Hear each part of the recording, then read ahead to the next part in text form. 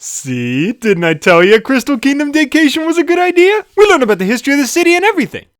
I still don't get why they built a city in the middle of the frickin' Arctic. Tons of ponies could die if one little thing goes wrong. Yeah, you'd think that'd be a red flag to not sell snow globes at the gift shop. That's messed up, man.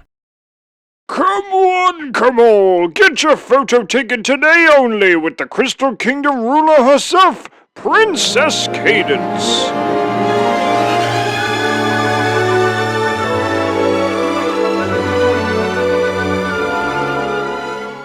Hold my place in line. Wait, where are you going? Gotta freshen up first, this is a big deal! Oh well, at least I got my Joy Boy. That shit'll pass the time. Well, at least I got the newspaper. At least I got some snacks. At least I got my cell phone. At least the weather's nice. At least I won't have to shower when I get home.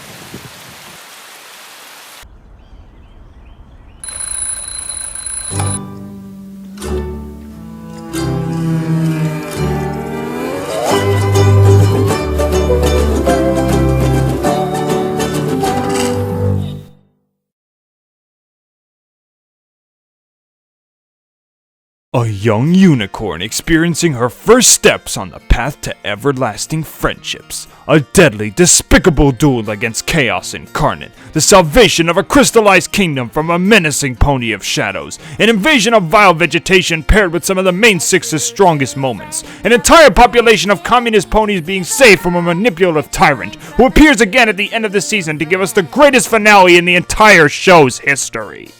Man, talk about raising the bar with every successive premiere. These writers just don't hold back when it comes to starting a season off strong. And now we have the much-awaited Season 6 premiere, featuring the debut of Shining and Cadence's new little bundle of joy. And she was born an alicorn, which is something that's never been seen in the show before. Alright guys, I got some socks on, go ahead and knock them off. Huh. Well, that was pretty good.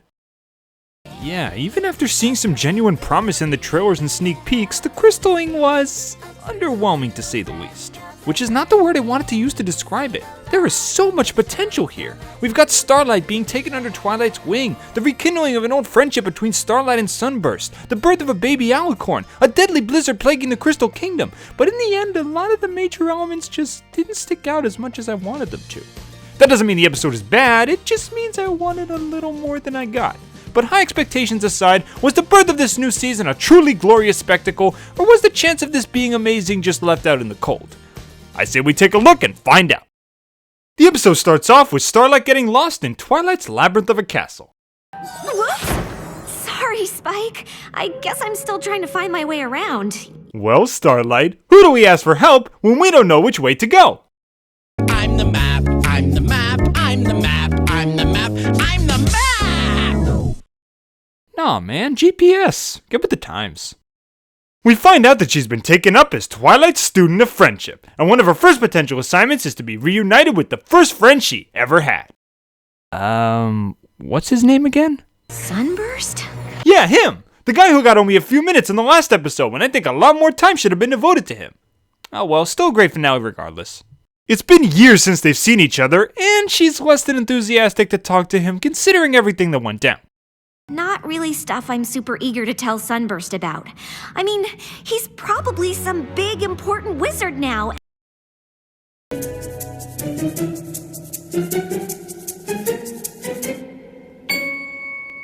You're not fooling anyone, guys. I'll say right now that the beginning of this episode gives us a pretty solid setup. We have Starlight being faced with the challenge of confronting an old childhood friend, still plagued by the deed she had committed in his absence, sort of an amending fences 2.0 if you will, and the chance to see both the royal newborn and a Crystal Kingdom tradition that both the main six and us as viewers have yet to experience. You guys know I love me some world building, especially when it's an expansion on a place or character we've all come to know and love. Speaking of which... Are you alright? Never better. Being a father is amazing and wonderful and amazing and confusing and amazing, but surprising too, you know? I mean, not that you'd know. You wouldn't know, I know. You know?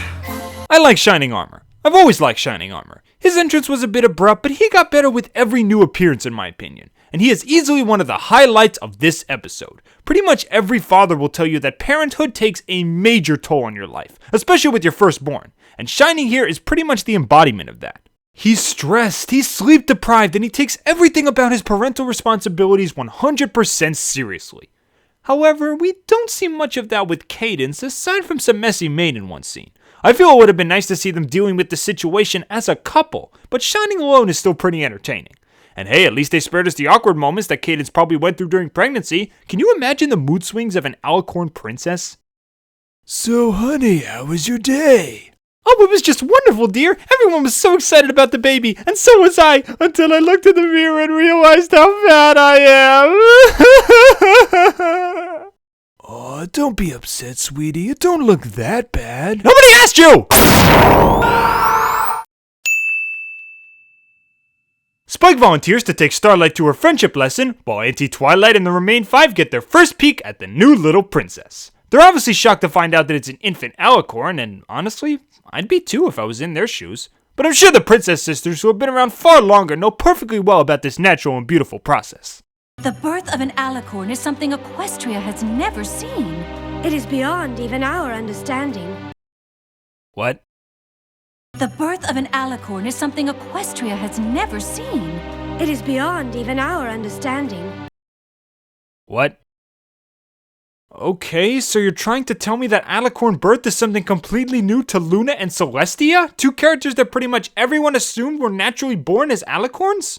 I mean, Celestia said it was the first alicorn birth in Equestria, so one could argue that this was the first time this happened since Equestria's founding, which could mean that the Royal Sisters could have popped out with both wings and horns, but then Luna says it's beyond their understanding. So is she saying that the entire concept of alicorn birth is beyond her understanding? Is this a completely new occurrence in MLP as a whole? If that's the case, that would mean that the Royal Sisters were born as normal ponies and had to earn their regality on their own.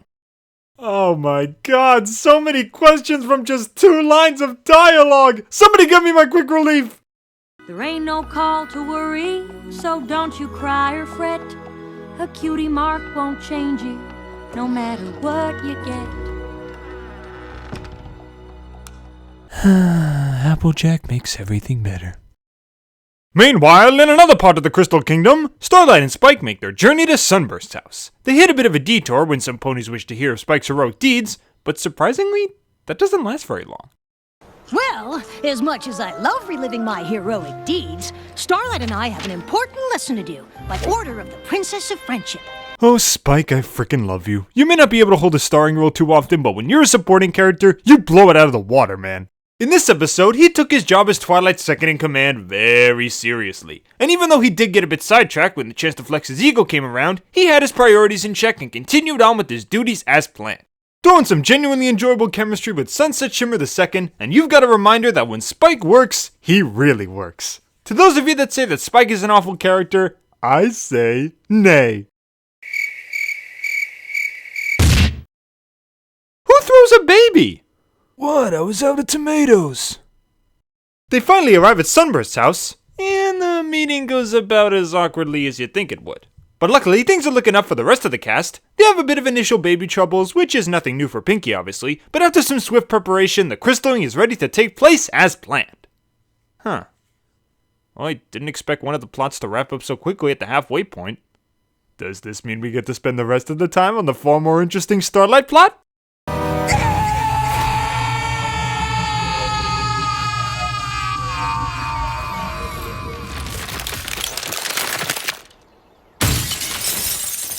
Without the heart, the Crystal Empire is about to be buried under a mountain of ice and snow.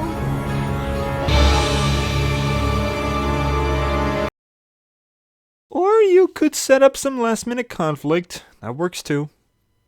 Seriously, if you subtract the runtime of the credits, this all takes place in the last minute of episode time. It's basically snow! And that disorganized mess is pretty much the perfect lead-in to the second part. Because from this point on, all the special does is just juggle a bunch of plots around, which range from uninteresting to straight-up nonsensical. Shining Armor, I thought you were taking care of the baby. I'm trying! Just put her in a freaking bubble like your sister did before. Your thing is shield spells. This shouldn't be rocket science for you. Starlight goes to get Sunburst, he gets an idea for a spell that can help, and after arriving just in the nick of time, he single-hoovedly saves the entire kingdom. Well, for those of you complaining that we need better male representation in the show, you got Shining, Spike, and Sunburst as the three main highlights of this episode, while pretty much every pony else aside from Starlight was either not helpful or barely utilized. This is probably the closest to My Big Stallion Friendship is Awesome that we're ever gonna get, so savor it, people. So to finish things up, Starlight and Sunburst agree to keep in touch, which means we might have the chance of seeing them together again. Twilight learns that sometimes it's best to distance oneself from a student and let things take their natural course, which is certainly a good moral for any teacher to learn, and we find out that the newly named Flurry Heart actually had her out-of-control magic nerfed so that it doesn't cause any more problems. So in this episode, we had a magical flying baby whose birth was a major deal to her kind. She had extremely powerful magic that made it difficult for others to handle her. Something terrible happened specifically when she cried, which led to a lot of the conflict in this episode, and now her chaotic powers were greatly weakened in her almost hour-long debut episode. That's Poof from the Fairly Odd Parents! I have no idea if this was intentional or just a coincidence, but Flurry Heart is basically the splitting image of Poof. Same powers, same flaws, same effects on the plots in their respective episodes. How Rarity uses a butterfly net to try and capture Flurry. A freaking butterfly net! The primary weakness of fairies in the Fairly Odd canon. Either Josh Haber put this in as an intentional reference to the show, or he just made Rarity into a bit of a moron for trying to catch an Alcorn newborn with a freaking net.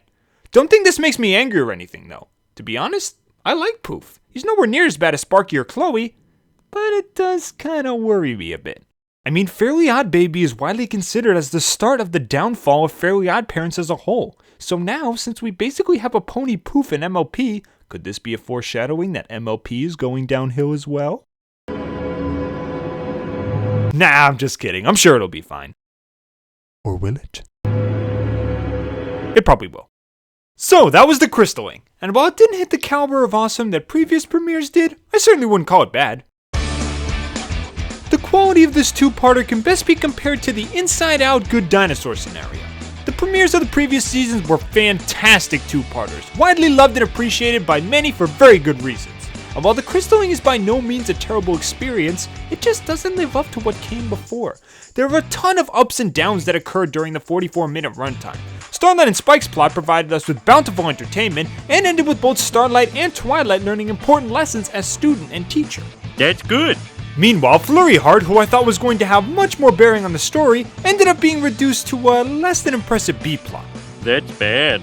Characters like Shining Armor and Spike were at their best here, giving us excellent character moments and even some good laughs. That's good. While every other main character, aside from Starlight and Twilight, barely had any standout scenes or even anything to do. That's bad. Celestia and Luna actually helped to fight back the winter weather, marking their first premiere appearance where they're not completely useless. That's good. But the baby's out-of-control magic, which was actually pretty funny to watch, was taken away, meaning that all chances of seeing it in the future are completely gone. That's bad.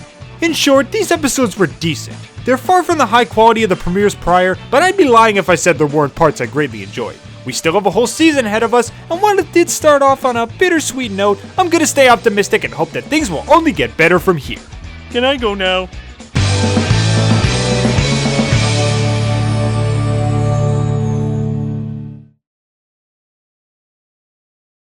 I'm Finn the Pony, and alright, hooves are shined, mane looks perfect, ready for the big moment. Next in line, please. Princess Cadence, Your Majesty. You suck. Get a personality, you frickin' Barbie doll. Let's go, Finn. Come on, Finn, just walk it off. Alright, I'll see you at the train station. Wuss. Come along with me, and the butterflies and bees. We can wander through the forest and do so as we please. Come along with me to a cliff under a tree, where we everlasting dream. All of my collections, I'll share them all with you.